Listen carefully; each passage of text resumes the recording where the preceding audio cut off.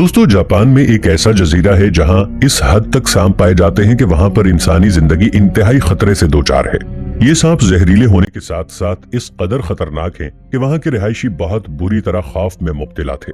इनके काटने की वजह से कई लोग मौत के मुंह में जा रहे थे और हुकूमत इसके खिलाफ ठोस इक़दामात करने से कासिर थी। इस परेशानी को मद्देनजर रखते हुए जापान की हुकूमत ने एक ऐसा अजीबोगरीब फैसला किया जिसने न सिर्फ इस जजीरे बल्कि पूरे मुल्क को हैरानी में डाल दिया। उन्होंने सांपों से छुटकारा हासिल करने के लिए ये मंसूबाबंदी की कि जजीरे पर काफी तादाद में नेवले छोड़े जाएं। दोस्तों, आप जानते ही होंगे कि नेवले को सांप का सबसे बड़ा दुश्मन माना जाता है।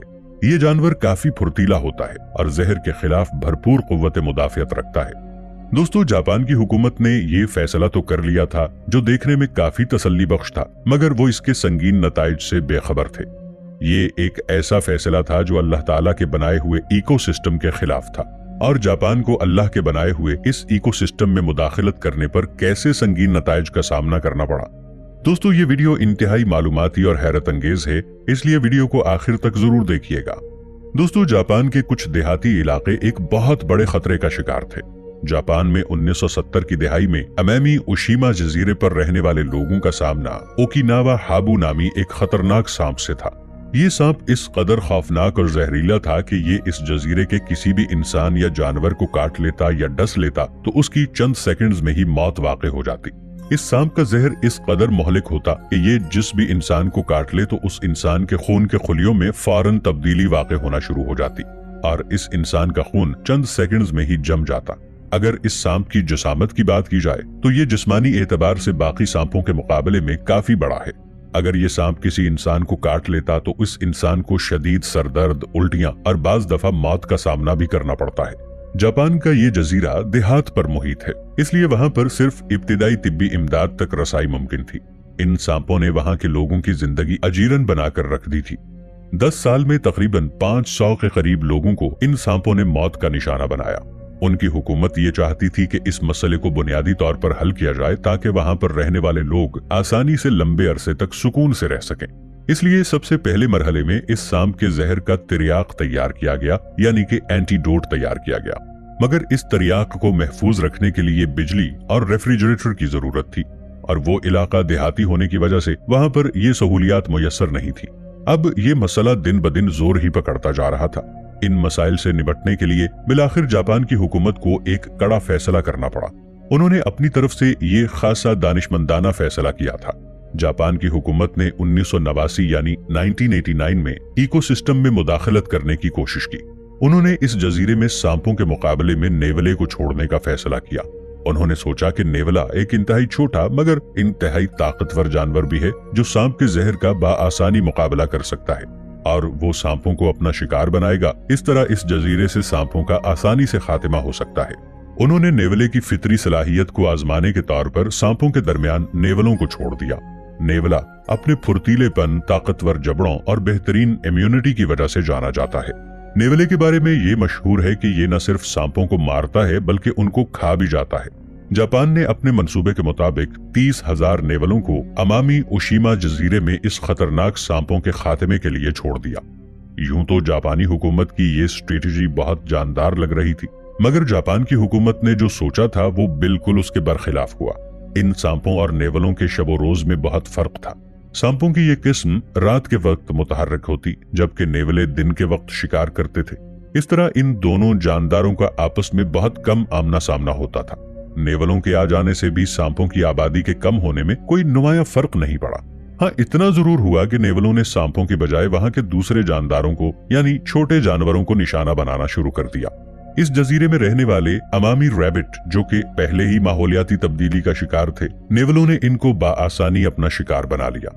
बदकिस्मती से ये अमामी रैबिट सिर्फ इसी जजीरे में पाए जाते थे और नेवलों के शिकार की वजह से इनकी आबादी बहुत तेजी से कम होना शुरू हो गई। दोस्तों, आपकी मालूमात में इजाफे के लिए ये बात बताता चलूं कि ये नेवलों में अमले तौलीद बहुत तेजी से होता है और इसीलिए इस जजीरे में मौजूद नेवलों की आबादी कुछ ही साल में लाखों की तादाद तक पहुंच गई और अब इस जजीरे में सांपों के साथ साथ नेवले भी पूरे जजीरे में राज करने लगे।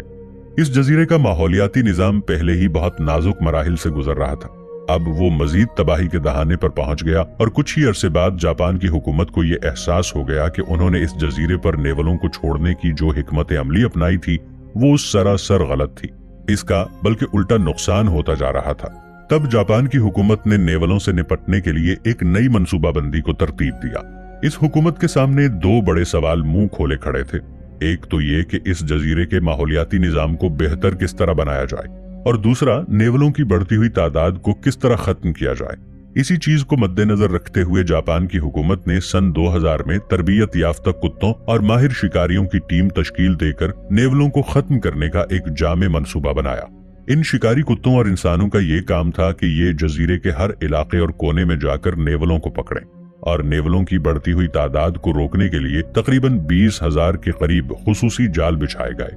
जापानी हुकूमत की ये हिकमत अमली काफी हद तक कामयाब रही और वहां की अथॉरिटी ने तकरीबन पिछले 25 साल में 32,000 के आसपास नेवले पकड़े और इनका जड़ से खात्मा कर दिया। मगर दोस्तों, इस जजीरे में बसने वाले लोगों का पुराना मसला यानी सांपों की भरमार जूं का तूं ही रहा।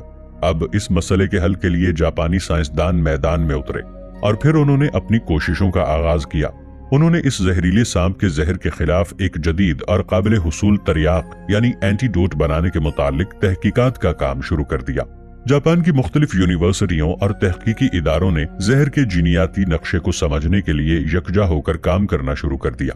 इस मकसद के लिए साइंसदानों की एक टीम ने सबसे पहले इन सांपों के जहर, खून और बाफ्तों के नमूने हासिल करके इनके डीएनए को एनालाइज किया। इस तहकीक के जरिए 60 अदद जीन्स के बारे में मालूमात हासिल हुई जो जहर की तैयारी में शामिल फहरिस्त हैं। इन जीन्स के बारे में ठोस मालूमात हासिल करके इन्हीं की बुनियाद पर तरियाक बनाने का काम शुरू हुआ। ये तहकीक सिर्फ सांपों के जहर के इलाज तक महदूद नहीं रही, बल्कि इससे और भी मुख्तलिफ बीमारियों मसलन कैंसर और दिल की बीमारियों के लिए शिफा की उम्मीद भी पैदा हुई। नेवले को जहरीले सांपों के साथ मुकाबले के लिए जजीरे में छोड़ना शायद एक अनोखा फैसला हो सकता है, मगर ये अल्लाह ताला के कामों में छेड़छाड़ थी। दोस्तों, ये छेड़छाड़ कोई पहली मर्तबा नहीं बल्कि बहुत से ममालिक ने माहौलियाती आबो हवा और इकोसिस्टम को अपने काबू में करने की कोशिश की, तो ऐसे ममालिक को संगीन नताइज का सामना करना पड़ा।